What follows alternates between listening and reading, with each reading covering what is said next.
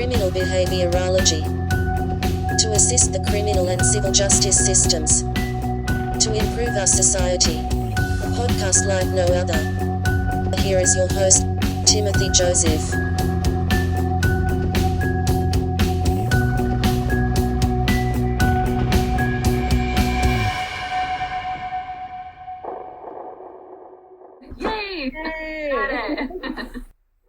So sorry for the technical difficulties on our end, Tim. It's all right. It's a occupational hazard these days. So yeah, for all of us. Thank you for joining us so late. I know it's a lot later for you than it is for us. About 3 hours, I believe. Yeah. Okay. So I just kind of gave your intro while we were waiting. Okay. I let them know, a little bit about your background and what you're going to be talking, and that I'm going to share some resources. If people really want to connect to behavior analysts in the criminal justice world. So I'll be dropping those in the chat once you get started. But I didn't dive too much into your background or anything, so I will let you take it from here unless you want me to start with anything else. I will just say two. I'm sorry, what's that? Oh, sorry. I was just going to say 2 housekeeping things really quick. If you could just make sure that your first and last name is on the screen for your name for attendance for your CEU. And then we will have 2 code words today that I'll give out. And then there will be a survey link at the end for you to be able to enter those. So we'll pause twice for those code words. And if you could just make sure that your first and last name is on the screen so I can make sure to count you for attendance, that'd be great. Okay. All right. Now it's you. Okay. Well, you know what? Since there may have already had a brief introduction, I'll just go ahead and start sharing the screen. And I'm Tim Templin. I'm a BCBA licensed behavior analyst. I'm also a doctoral candidate currently, and I'm head of the special interest group for ABAI on crime, delinquency, and forensic behavior analysis. And I'm going to get into all of that once I start my slides, and I see no reason to hesitate, but I guess we are going to have a question and answer format, maybe a little bit of time at the end. And so, let's see. See, now we're working now just fine. At least maybe I shouldn't speak too soon. You probably then can see I've got the slide up there. This is the application and dissemination of ABA to the civil and criminal justice systems that I'm presenting to you, and this is the Arizona Association for Behavior Analysis. And I won't dare try and pronounce it as AZABA. I'll just call it that. So, yeah, I like your promotion there. So there's quite a few slides, quite a few things that I'm going to cover. It's okay. I got my running tie on, and I think I hope it'll be concise enough. But as I said before, maybe there'll be a few chance for questions, or at any time you want to contact me. Okay, so I've decided to call this criminal behaviorology, and I'll try and give an explanation of that. And in this talk, there's some different parts. The crime, delinquency, forensic behavior analysis special interest group with the ABAI, which I joined just a few years ago. I didn't know existed before that. My own podcast, Criminal Behaviorology. It's both a podcast and a field of study. I guess that term behaviorology, to some, it may be a little bit, I wouldn't say controversial, but it's gone beyond behavior analysis, like the study of behavior as a science in itself, but you might see it as synonymous. That's okay. Behavior analysis applied to the criminal and civil justice systems, which is the focus of our special interest group. I'm going to talk a little bit about domestic violence and the idea of operant conditioning as an explanation.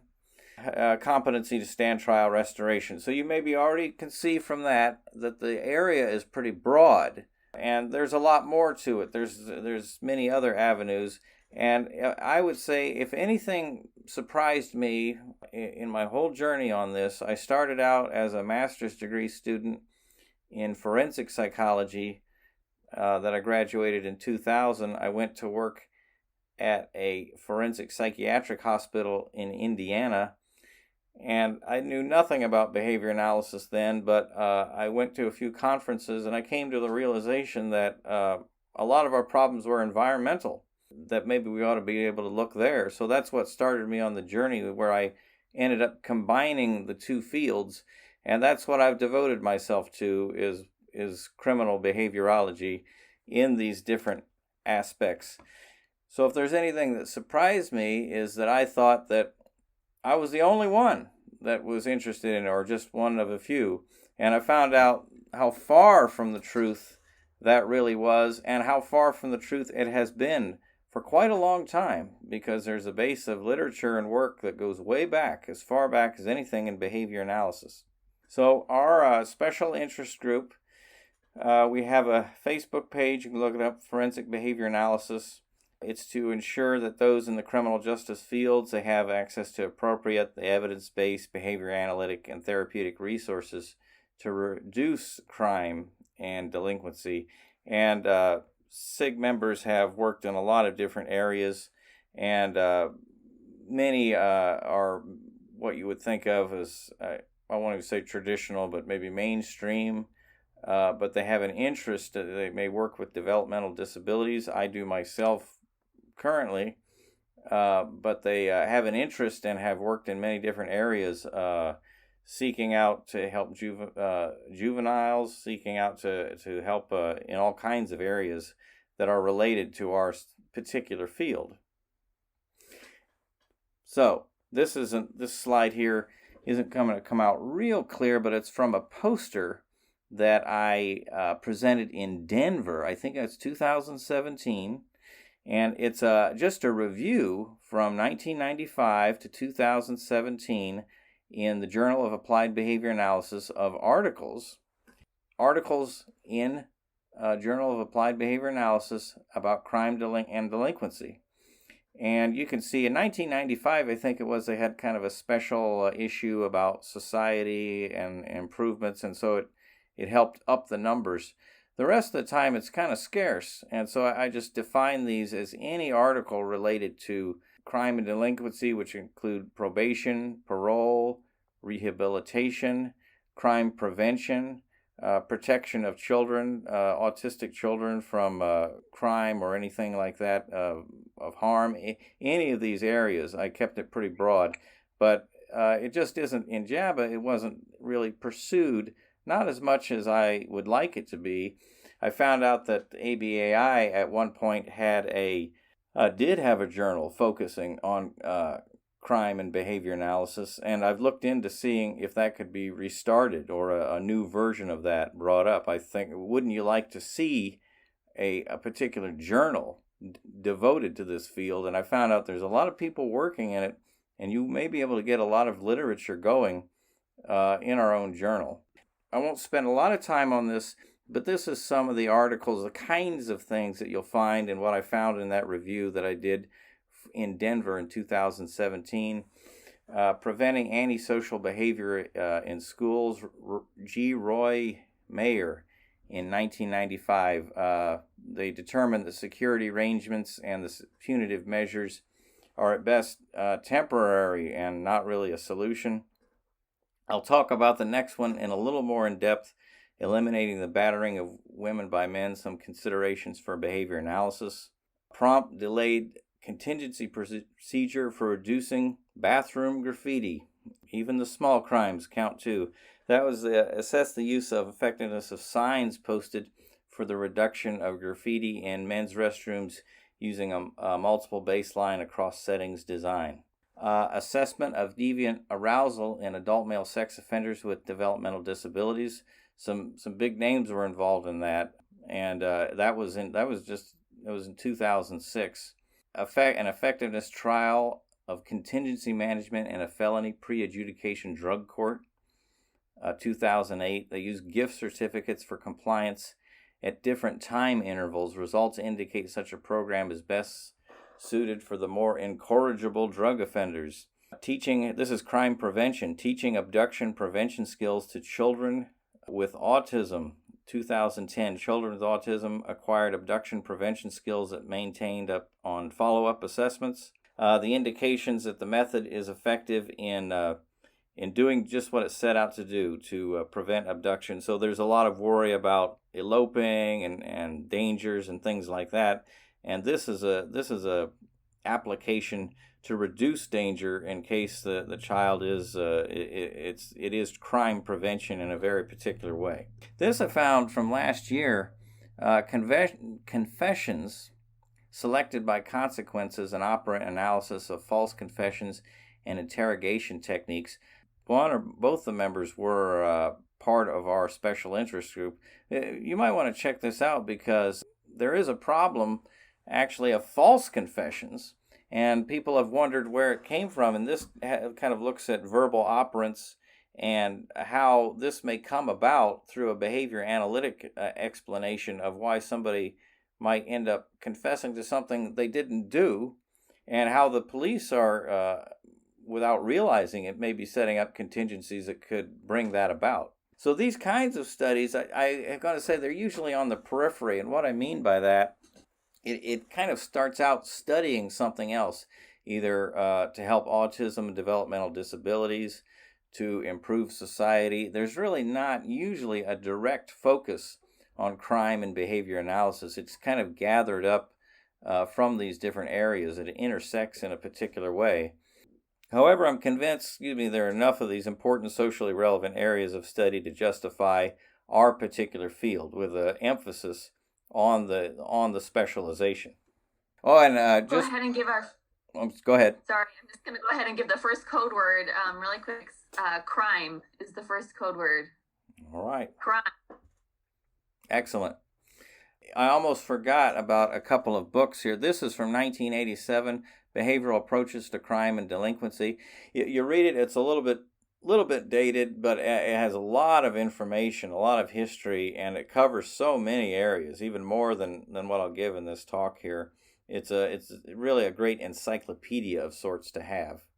From last year, Behavioral Forensics Using Applied Behavior Analysis and Psychological Court Evaluations, Douglas Rubin. I've tried to get a hold of him. If anyone out there has connections with him, let me know, because I'd like to interview him and pick his brain about a few things. A really good practical guide, and covers a lot of different areas, including a section on competency to stand trial, which inspired me, and I'll talk about that after a little bit here. Okay, here's the podcast, Criminal Behaviorology. It focuses on criminology and behavior analysis as an area of study. I covered numerous topics, which when I look back on that, I've covered more episodes than I realized. The special interest group and the podcast have a combined mission of linking these two different areas, hopefully in a way that's meaningful. I've really found the technology as of late has been an incredible tool, and who knew that the way things turned out in the last 18 months or so, it's really been an explosion in the use of streaming video and podcasts to reach a large audience. So if there's anything good that's come out in the last few months, last year or so, I've really found that the technology has been useful to reach a wide audience, and the people have become very familiar with, we had a little trouble getting on Zoom, but everybody knows that now, and I have my own podcast. I've done interviews, and then, of course, I've got the other areas of social media that it's broadcast on, and a lot more people have become very familiar with these venues. So there it is. It's on Anchor. It's also on another site called Podomatic, a combination of criminology and behavior analysis. And they list, everyone can just search for it. It's easy enough to find the different links for it. And of course, everybody's got a YouTube channel, so do I. And you can see there at the bottom, and plus my whole big 11 subscribers on there. But there has been quite a bit of interest with people viewing it. I had Joe Cautilli there at the bottom left. He's talked about kind of the history of behavior analysis and use and corrections, treatment of schizophrenia. Just there was where you see in the green, it's a critical look at In Cold Blood. A writer had put together he'd edited a work called Critical Insights regarding the In Cold Blood story. And if you weren't familiar with that, that is the Clutter family murder that took place in Kansas, 1959, 58, 59, I believe. And the author Truman Capote wrote the book In Cold Blood, which was became one of the best known of the true crime books. And the subject of that text that Nicholas Trudell, the writer of Critical Insights in Cold Blood, it was about true crime as a work of literature because it's become so popular and so well known, and the many different aspects of that. A lot of great writers have come through, and it's a lot of issues about accuracy, and then does drama get put into some of these works, and our understanding of some of these cases, how it can be skewed. A lot of interesting areas there. Carola Dillenberger had a work on victimology as viewed by a behavior analyst, and she's got quite a history of living in Ireland and treating victims, and how the different aspects of behavior economics develop into both the similarities between victims and perpetrators. I've also put together a series of webinars, another one of which, by the way, I'll get to this in a minute, but another one of which is coming up soon, but it's Novel Uses of Applied Behavior Analysis. I had Joe Cotilli and Mike Weinberg on there, that they covered different areas of just a lot of different things. We've covered suicide prevention, juvenile justice, OBM, office organization behavior management, and how that may apply to many areas. We've got another one coming up next week, and if you're interested, let me know. It's free. We have CEs available there as well for a nominal price, but if you don't need them, the link I can give out for free. I think it's great. It's part of this overall effort to get the word out of behavior analysis for many different areas. Among the other things on the podcast, one of the more popular ones was on the use of behavior momentum in hostage negotiation. There was a study done on that of listening to the recordings of hostage negotiations, and to analyze how you'd had the high probability requests and then the low probability requests, and how it followed the same patterns as you would behavior momentum and anything else in a successful hostage negotiation. We had a good episode with Bobby Newman, as he had written an article about the movie and the book, A Clockwork Orange. And that was, if you know that story, it's kind of almost a horror story. Dives just a little bit into behavior analysis and how that had become a public image of behavior analysis, and the realities of something like that, and where all that, also kind of a literature review work. I've covered episodes on piracy, on religion, and we're going to have a lot more this year too. So it's an ever expanding topic that goes into a lot of areas, and some of them are just a lot of fun too. I enjoy them. Behavior analysis applied commonly have the emphasis on autism and intellectual disabilities. The need for behavior analysis is active in numerous areas of mental health care. Forensic mental health care in the United States is where I learned about it. And so that's led me, for a couple different times I've given a version of this talk. I started out giving this in 2019 at the convention in Chicago. Domestic violence from a viewpoint behavior analysis. So this one I found quite interesting, but I also believe it is maybe an area where we could have we can have an in, like we could make a difference, or maybe apply to the work about prevention of domestic violence. So Myers, as I mentioned earlier, so he looked at the problem of domestic violence as one would other kinds of severe problem behavior. Bell and Noggle, 2005, examined what we might call the stay-leave decision of victims of domestic violence, and the tendency for a victim to return to abusive environment, and how this can be viewed through a behavior analytic lens. Next Dr. Bonham and also author Stanley Keim and Corbin put together an article in 2008 to view domestic violence as operant behavior. Clinicians can effectively label domestic violence in each relationship and address the problem rather than attributing the phenomenon of domestic violence, rather than attributing it to nebulous or unclear or inappropriate tendencies or psychopathologies or typologies.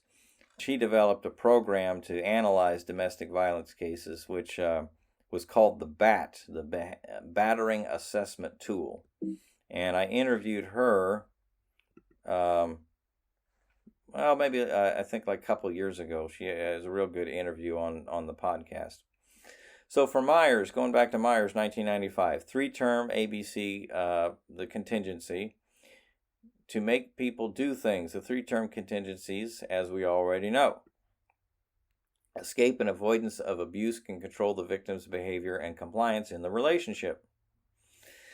The batterer may receive positive reinforcement in the form of being controlling in the whole home environment, the convenience of the home life, and the public image. I would add the propensity to abuse may be reinforced by separating the victim from family and friends who could intervene on the violent relationship. And in addition, the batterer may not receive consequences, or the consequences are far from sufficient or too far from the problematic behavior. In this particular issue, I think it, understandably, it sparks a lot of emotion in people. I do sometimes get responses on it, and I think that maybe some of these areas people feel that behavior analysts can't really affect because it's such a sensitive topic, which to me is understandable. But for Myers mentioned the importance of models in society, the low probability of detection in spite of the fact that battering is a crime, and then all the legal and cultural and economic factors that may assist the batterer or fail to provide consequences to domestic violence. So the categories of interventions that we may see exist are assistance for battered women, legal and judicial interventions, intervention programs for those who commit domestic violence, and the changing of community mores and norms over the years that may be helpful in dealing with the problem. So our profession maybe has not given it the study it requires, but we can clearly see that it's socially relevant, and perhaps we can view it as one of the most common and long-standing violent crimes that can be seen as a learned behavior, so it has social relevance. Now, Myers admits that measurement may be a challenge, so it's the things that happen behind closed doors. However, he does mention the use of various kinds of permanent product is one potential remedy, measuring the effects of the behavior on the environment. This kind of thing has been done in studying the behavior of vandalism, abused and neglected children, and other areas. Another means involves publicly accessible records like the police calls, the arrests, the charges, the convictions, and sentencing data, all as means to gather data. Verbal responses of subjective data may be useful in this particular examination. The victim reports and reports in domestic violence shelters on the effectiveness of domestic violence prevention programs. And also, all these things, many cities have a domestic violence task force that are gathering data as well. So this brings us to a common idea of the stay-leave decision, staying or leaving in an abusive situation. And I've heard that some therapists or social workers, they'll say that it may be not uncommon for someone to go back 2 or 3 times, and it frustrates a lot of the people that try to help the victim's family and friends, and people can get the frustration can lead people to have a very apathetic attitude or feel that they can't do anything about the problem. But the phenomenon of whether someone should stay or leave in a domestic violence situation could be viewed in the lens of behavioral economics. And so that's what Bell and Noggle focused on, following up on Myers' work in 1995. So they're working on the stay-leave decision. It's a careful examination of the phenomenon that may assist future programs for domestic violence prevention. So here's this chart here gives the idea of the behavioral principle and then the example. So positive reinforcement.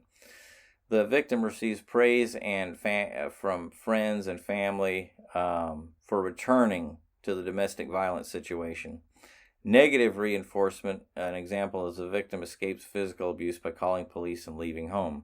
Punishment, the victim may be punished for leaving by encountering barriers to finding other living arrangements. And when I'd given this talk before, I have some examples from women and children that had gone into domestic violence shelters, and they found some not very good experiences there. So that you got to understand that there's punishing effects to leaving a punishing environment at times. And then extinction, the victim continues to be abused even after separating from the relationship, and the response to leave is eventually extinguished. So there's some other examples there. The behavioral deficits, I think critical there, delay discounting. Victim chooses immediate reinforcers associated with staying in current relationship, and social support linked with reinforcers related to leaving the relationship as opposed to the delayed reinforcers. As we see, delayed discounting is often a kind of behavioral economics that leads people to bad decision making. So this leads to, in 2008, the battering assessment tool of Bonham, Stanley, Keim, and Corbin. Other factors not associated with antisocial personality disorder may be important. So these typologies or diagnoses or psychopathologies in their study did not turn out to be as significant as perhaps individual contingencies in each case. The idea of a lack of responsibility, like the man that commits domestic abuse is not taking responsibility or denies it completely, that was not found to be always the case. The lack of success in the treatment approaches may be a result of inaccurate stereotypes of who the batterers are and what are the contingencies in place. It is possible that future successful treatments could focus on understanding the operant contingencies in each particular case of battering. So why is domestic violence suitable for research in crime and behavior analysis? Prevalence of the social problem means there's data to be gathered in every community and different agencies throughout North America. The principles of behavior analysis lend themselves to addressing severe problem behaviors that are intermittently reinforced. Domestic violence could be classified as such a severe problem behavior. Well, okay, that's skipped right over that. Now, this gives you an idea of how varied some of these topics are, but it's another area of importance to me. And recently, I've started to work in my own doctoral program of a project to help in competency to stand trial. I'll explain a little bit about this in a bit, but I will say when I worked at the Forensic Psychiatric Hospital, a large number of our patients were admitted for this very purpose. They were found from various counties in Indiana. They were determined to be incompetent to stand trial and were then put into a hospital for restoration of competency. And that is really old school medical model way of looking at a problem.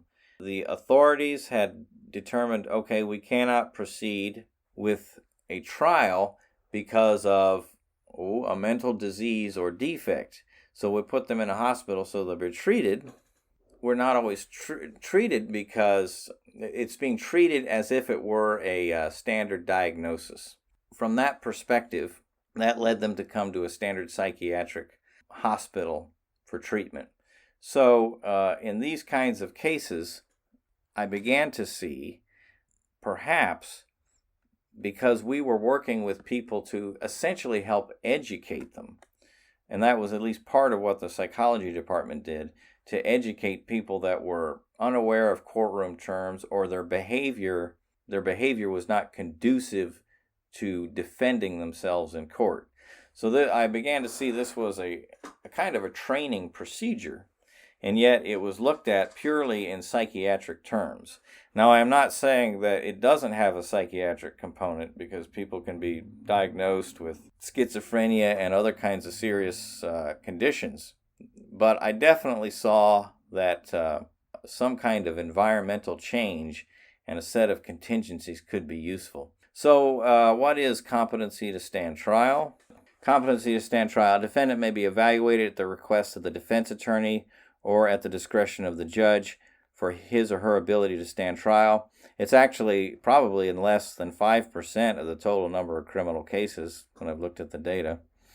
If found incompetent, which we call ICST, they proceed to a competency restoration service, which is quite often a psychiatric facility. That varies by state.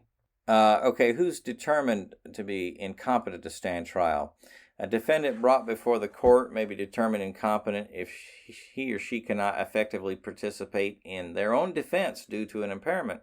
3 main reasons why the defendants really must be competent is to keep the dignity of the criminal process, to keep the reliability of the criminal proceedings so you have an accurate outcome, and the autonomy and the decision-making of the defendant. In other words, it would be unfair to have a defendant go to court if, due to some kind of impairment, they really can't make decisions in their best interest. So in a hospital, of course, there's various methods of competency restoration. There's medications to treat symptoms.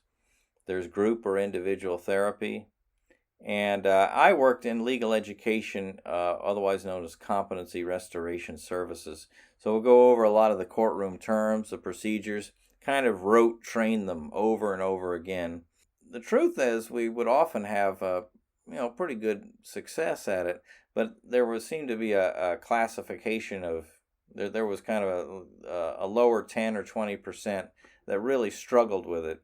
And unfortunately, it can be a real problem because you can be found incompetent regardless of what the charge is, whether it's misdemeanor or felony.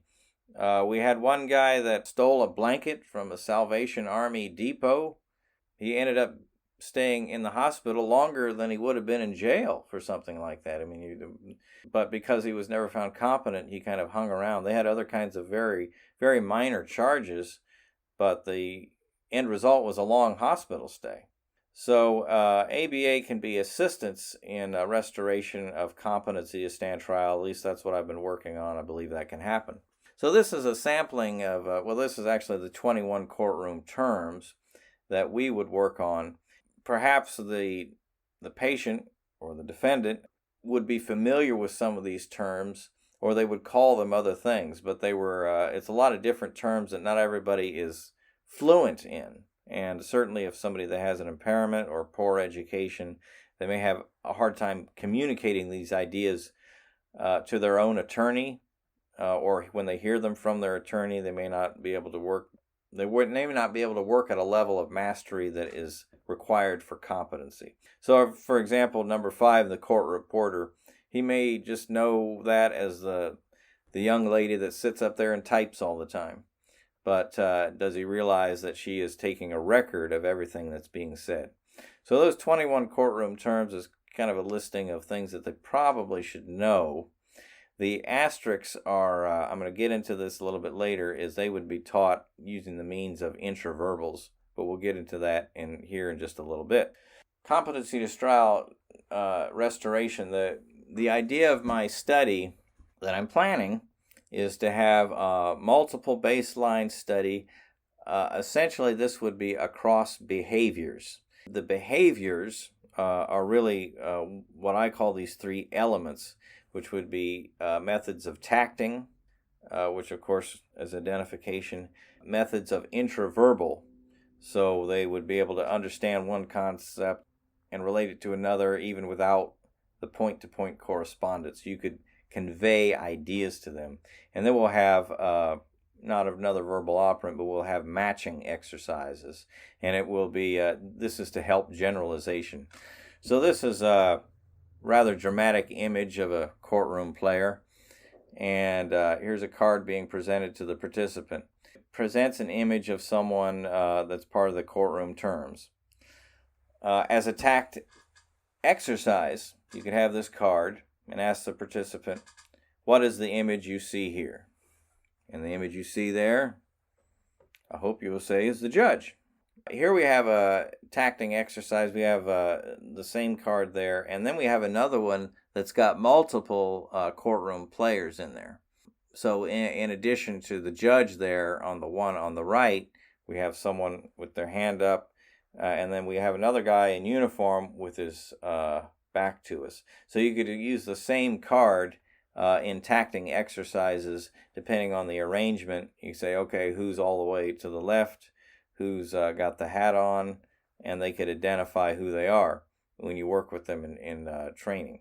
You could also do a matching exercise. And let's just say, so you've got an array of 3 cards on the top there, randomly assigned.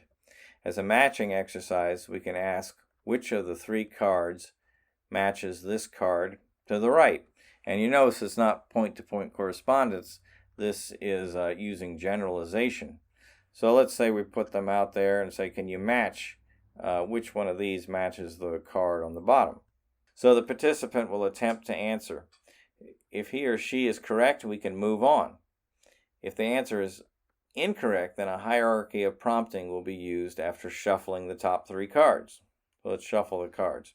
And then we can use positional prompting, has then moved the image of the judge closer to the matching card.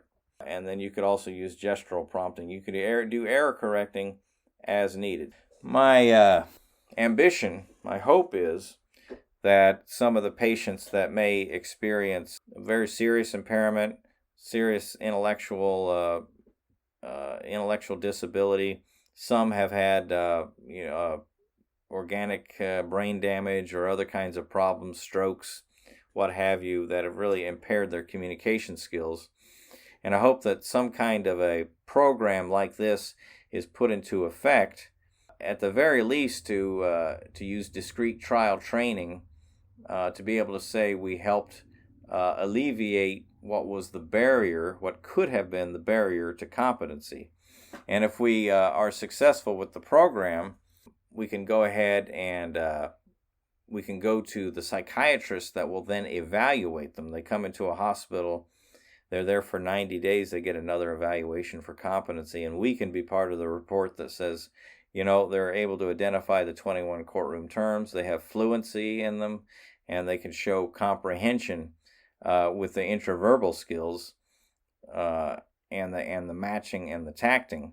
And if they're still determined to be incompetent, then the psychiatrist can look at that and say, okay, where do we go from here? So we've added a piece to the puzzle. And I'll go back one on that. Another, so we'll have multiple baseline across behaviors. It's really going to be across tacting, matching, and intraverbal. And then we're going to have probes once the intervention stage starts. So we'll have a baseline, we'll go through these, and then we'll have an intervention part after the phase change line, and in those we'll have probes.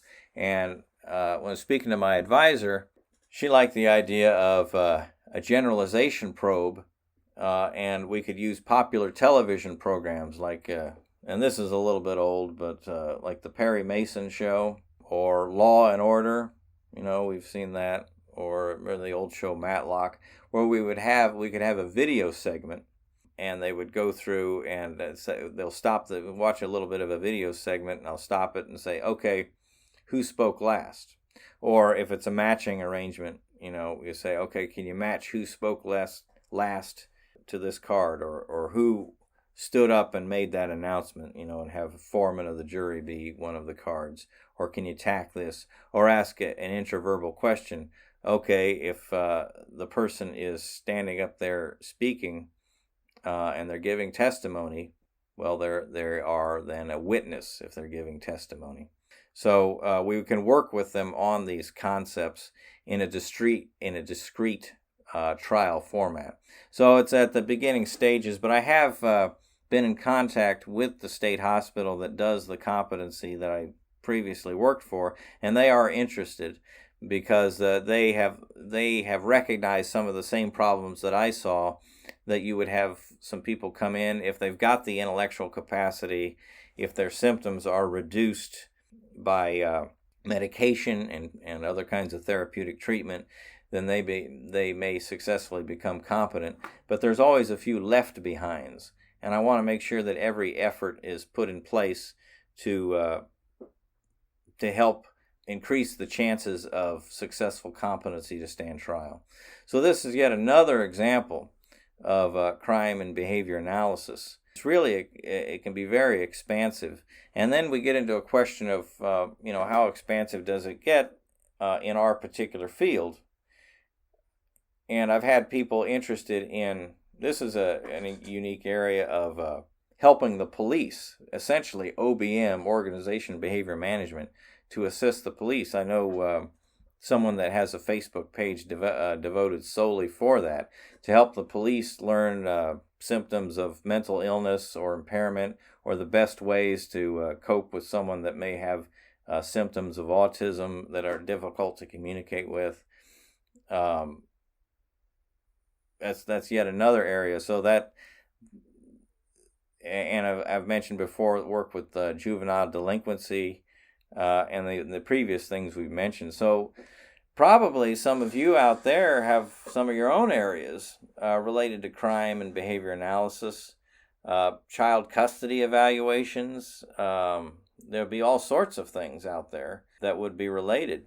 I know people have been on the Facebook page, they've expressed interest in helping to solve crimes. And I'm not sure something like that isn't possible, because you think about it, and the police are out there to try and find the person. They look at the clues, but sometimes they do things to get their suspect to respond. They'll put out a statement in the press, or they'll arrange the environment in just such a way to, say, kind of lure or trap the criminal into coming into the environment they want them to be in. So there's all kinds of areas out there. Anything that has to do with the area of behavior and crime, and the crime itself is a behavior. So I think it matches perfectly with what we're doing. We sometimes have heard the phrase, you may have heard this, that the behavior analysts have looked, or they've worked with the low-hanging fruit. In other words, it was the populations that need us the most we've already encountered, and anything beyond that is, I suppose, higher up on the tree. But I don't think that's necessarily the case. I think there's all kinds of things.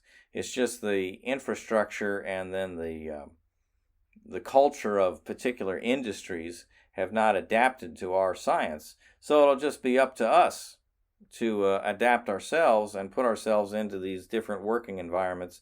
Whether we'll be called behavior analysts or not, we'll still be applying the science of behavior in a way that's productive. So they can call us whatever they want within reason, but we'll still be applying the science of behavior, and it'll be a useful thing. I see us always as a behavior analyst as like a service industry, a helping industry to other areas. We're always an assistance to something else. And whether it's going to be in a glamorous way, or we'll really be well known, or we'll help out as kind of a missing piece of the puzzle, we still have influence.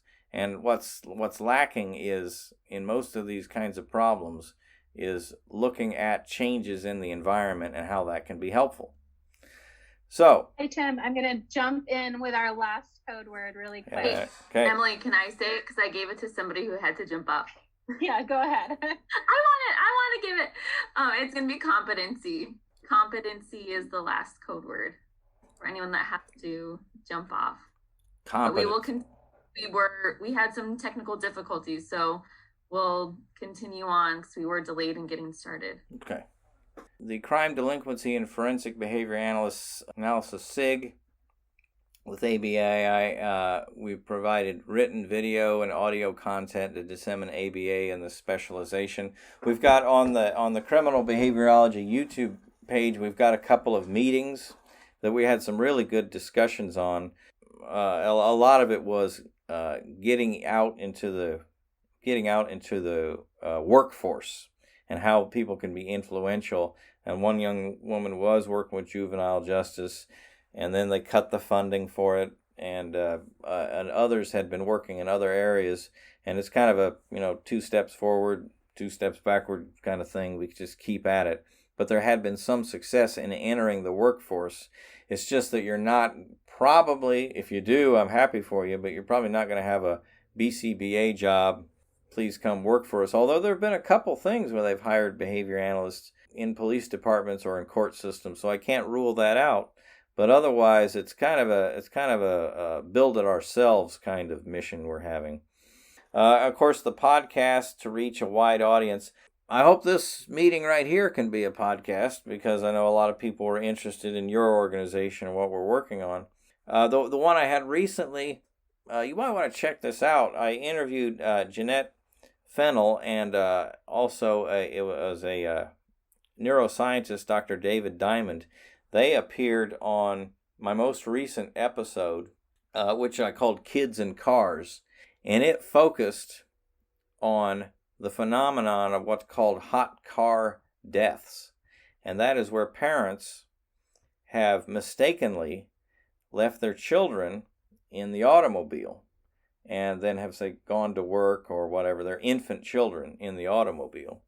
And tragically, some have been injured and some have died from heat stroke, or just the sum total of being held inside of a hot vehicle. And people ask the question, how could something like this have happened? And the neuroscientist, his perspective was on the different aspects of how memory functions in the brain. And you just get into these habits, and they could see patterns of something had changed, loss of sleep, which people typically have if they have an infant child, a busy work schedule. And then there was the environmental change of a few years ago, when it's required that infant children ride in the back seat of the vehicle. Okay, you follow me? They did that because of prevention of deaths from airbag deployment. So the infants had to ride in the back seat of the vehicle. After that happened, there was a huge increase in these hot car deaths. So it was a mandatory environmental change, and then you had this result of some 600 children have died that way in the last 2 or 3 years, I believe it is. The numbers were really quite surprising, and there have been prosecutions in these cases, and it's really varied quite a bit from state to state. There is a hot car deaths, a hot car act has been proposed into Congress, and that is so vehicles will be changed so that they have a electronic device to signal the owner, like through their keychain, that another person is still in the vehicle. They have this technology available as a reminder. And if you think about it, if we get past a lot of the kind of judgmental stuff about it, we have these reminders for your seat belt, and if your tire pressure in your cars are getting low, anything that could be dangerous, we have an electronic reminder, and this is just another form of that. So that's I was particularly happy with that podcast. It was very informative. Jeanette started out her journey on this work just voluntarily to stop hot car deaths, because she herself was kidnapped and put in the trunk of her own car by robbers. They stuffed her and her husband in the trunk of her own car, and they escaped by digging out and getting the cable and opening up the trunk. And then they got the idea of putting in a button or a lever inside your trunk in case you get stuck in there. So you can hit that lever, and now every car in America has that lever because of an act she took all the way to Congress. It was really, she's just, she wasn't a behavior analyst. She's just someone that looked all this up after her own experience, and that led her to find out about the hot car deaths. So I thought that was a good episode that we had just recently. Other areas of interest are juvenile justice, domestic violence, contingency management programs, token economies for rehabilitation, safety crime, OBM for the police, competency to stand trial. You heard some of it. So there is 2 main areas for the podcast. I think it's a total of 9 different sites carry the podcast. Nowadays you can look it up without too much difficulty. And then it's our Facebook page, and we're working on the website for our SIG, but the Facebook page has a lot of the files and things of and then connections, and people have become very active on there lately. And obligatory set of references there. So pursue the area if you're interested, even if it's not, your cup of tea or not. Forensics and this kind of work in society intersects with so many different areas, so you may want to become familiar with it, or if you have some interest, you can get with us. We're always interested in new areas and work that could be done that could be beneficial. And there's my contact information, and there's a few more chats up there. And if there's any more words you need to share for the CEs, I guess maybe that was the last one. And that's my last slide. And if you have any questions, I'll take them now if we have the time.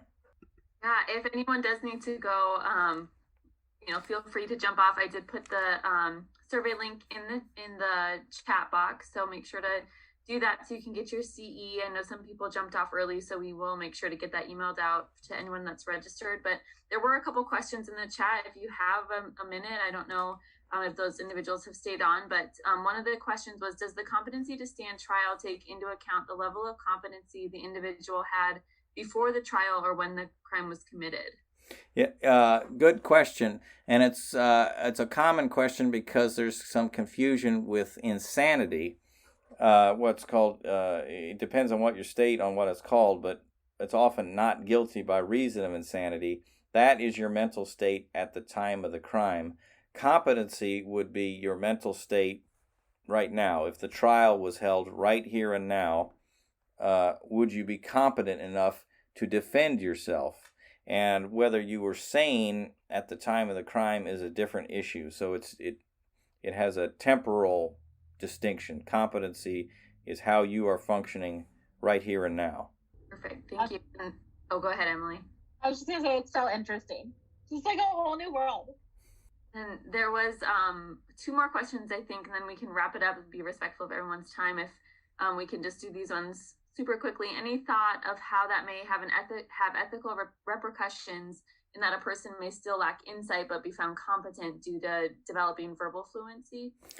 Well, I brought that up because that issue was brought up to my advisor, and her response was, well, don't we get that same kind of criticism with autism or other kinds of language development? In other words, you've just, people in ABAI are being criticized a lot now of this idea as, well, you're just training them to be robots, or you're just training them to say certain words. Do they really understand it? And that criticism of that we're just going over the courtroom terms, it sounds very similar to that.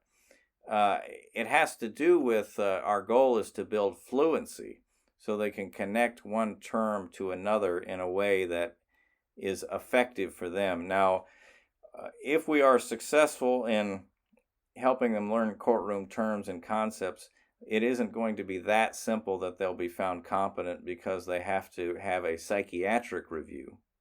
And I'm hoping that the increase in fluency will assist that process. So I don't really have a lot of concern that they will be put into a position they can't handle, because there's so many levels of review, and we are just kind of an assistant to all of that. Perfect. And then the last question, do you need a criminal justice background to work in this field, or can you have only an ABA or BCBA background? I would not say you have to have a criminal justice background. You become informed about some of these different areas. I think I think you can be a behavior analyst, but as we know in behavior analysis, it does not exist in simply a vacuum. So I hope that the SIG or other things you could learn could help you. It's like every other area of ABA, you have to, it has to be within your scope of practice. So if you, it's not a particular degree, but you have to know the people and the environment you're working with. And so just, find the training that you need so that you can work in that environment successfully. That's great.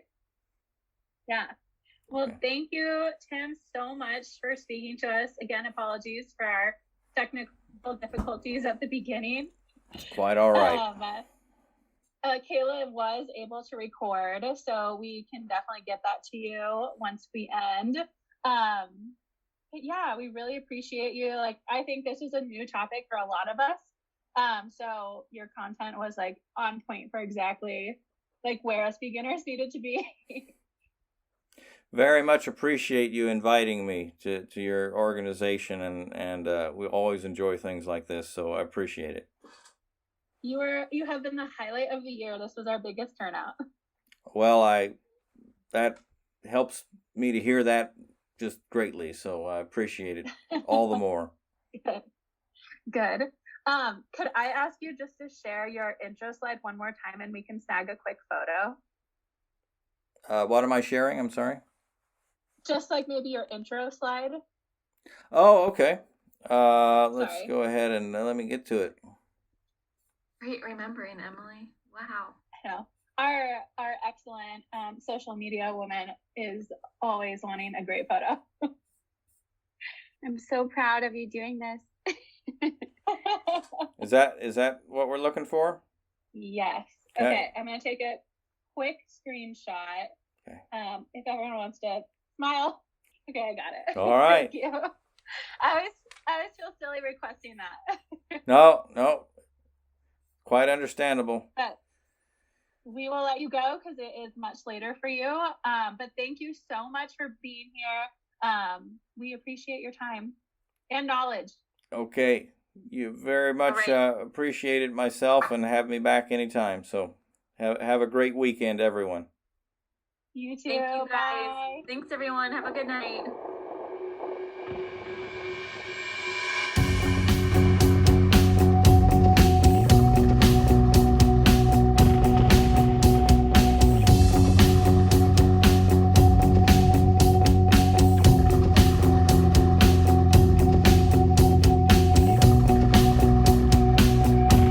This has been Criminal Behaviorology. Check us out on podomatic.com or anchor.fm. Please send questions, comments and requests for transcripts to criminalbehaviorology@gmail.com.